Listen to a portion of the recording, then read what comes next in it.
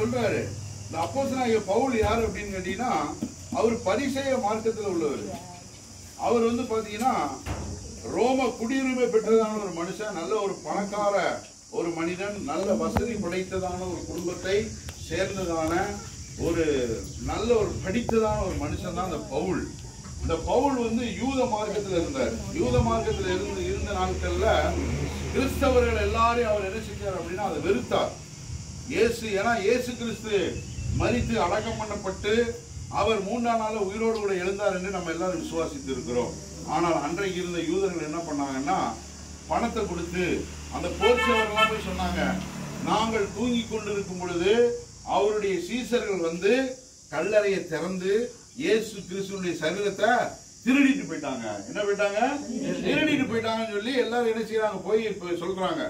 இந்த செய்தி வந்து அங்க காட்டு தீமாய் பரவி, அப்ப இயேசு உயிரோடு எழுந்திருக்கவில்லை, இயேசு கிறிஸ்து அவருடைய சரீரம் திருடி கொண்டு போய் அடக்கம் பண்ணதுக்கு அப்புறம் அவர் உயிரோடு எழுப்பிட்டான்னு சொல்லி அவருடைய சீசர்கள் பொய் பிரச்சாரம் பண்றாங்கன்னு சொல்லி அந்த நாட்கள்ல இருந்தது. இந்த பொய் பிரச்சாரத்தை நம்பினவர் தான் இந்த பவுல். மரிக்காத ஒருவருக்காக மரித்து போய் அடக்கம் திருட்டுத்தனமாக அடக்கம் செய்யப்பட்ட ஒருவரை குறித்து இவர்கள் பிரசங்கம் செய்கிறார்கள்.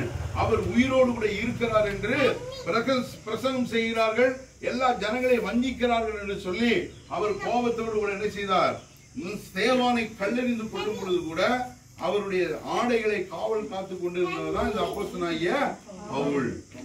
அநேகரை கொலை செய்வதற்கு அவர் சம்மதித்ததான ஒரு மனுஷன். அவரு என்ன பண்றாரு, தமஸ்கு பட்டணத்துக்கு போறார். அங்க இருக்கிற கிறிஸ்தவர்களை அவர் வீடுதோறும் நுழைந்து முன்பதாக துன்பப்படுத்தினார். யாரெல்லாம் கிறிஸ்தவர் என்று சொன்னார்களோ அவரெல்லாம் அடித்து துன்பப்படுத்தி அந்த கிறிஸ்தவ மார்க்கத்தை விட்டு நீங்கள் வெளியே வர வேண்டும் என்று சொல்லி மிகவும் கடினமாக துன்பப்படுத்தினதான ஒரு மனுஷன் தான் இந்த பவுல். இப்ப பவுல் என்ன நினைச்சாரு, இயேசு உயிரோடு இல்லை, அவர் மரித்தார், அடக்கம் செய்து விட்டார்கள், அதோடு முடிஞ்சு போச்சு, சாதாரண மனுஷன் நினைச்சிருந்தாரு. ஆனா தமஸ்குவுக்கு அவர் போகும் பொழுது குதிரையில போறாரு. திடீர்னு வானத்திலிருந்து ஒரு பெரிய ஒரு வெளிச்சம் அவரை சூழ்ந்து கொண்டது. குதிரையில இருந்து இப்ப கீழே விழுந்துட்டாரு. குதிரையில இருந்து அவர் என்ன செய்யறாரு, கீழே விழுந்த உடனே அங்கிருந்து ஒரு சத்தம் கேட்குது, சவுளே சவுளே நீ என்னை ஏன் துன்பப்படுத்துகிறாய். அந்த வெளிச்சத்திலிருந்து சத்தம் வருது. அப்போ இவர் கேட்கிறாரு, ஆண்டவரே நீர் யாருன்னு கேட்கும் போதுதான் அந்த சத்தம் திரும்ப வருது, நீ துன்பப்படுத்துகிற இயேசு நானேங்கிற. அதுக்கப்புறம் பாருங்க, நீ துன்பப்படுத்துகிற கிறிஸ்து நானேன்னு சொன்ன உடனே முள்ளில் உதைப்பது உனக்கு கடினமான ஆண்டவர் கேட்கிறாரு. அதோட முடிஞ்சது. இது முடிஞ்ச உடனே அவர் கண்ணு தெரியாம போயிடுச்சு.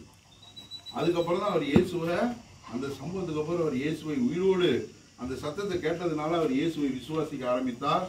அங்க போறாரு, சீசர்கள்லாம் அவர் கண்டு பயப்படுறாங்க, ஐயோ இவர் தான் எல்லாரையும் கொலை பண்ணாரு, துன்பப்படுத்தினாரு, இப்ப இவரே நம்முடைய ஆண்டவருடைய பிள்ளையா மாறிட்டான்னு சொல்லி இருக்கும் பொழுதுதான் அப்படியாப்பட்டதான அப்போஸ்தலனாகிய பவுல் தான் சொல்றாரு, ஆண்டவருடைய அன்பு எங்களை என்ன பண்ணுது, நெருக்கி முன்னாடி நான் துன்பப்படுத்துறவன், தூசணப்படுத்துறவன், கொலைகாரன், அடிக்கிறவன், துன்பம் எல்லாமே இருந்தேன். ஆனால் இயேசுவை சந்தித்ததற்கு பின்பதாக என்னுடைய வாழ்க்கையே மாறிவிட்டது. எல்லாம் கையை தட்டி ஆண்டவர்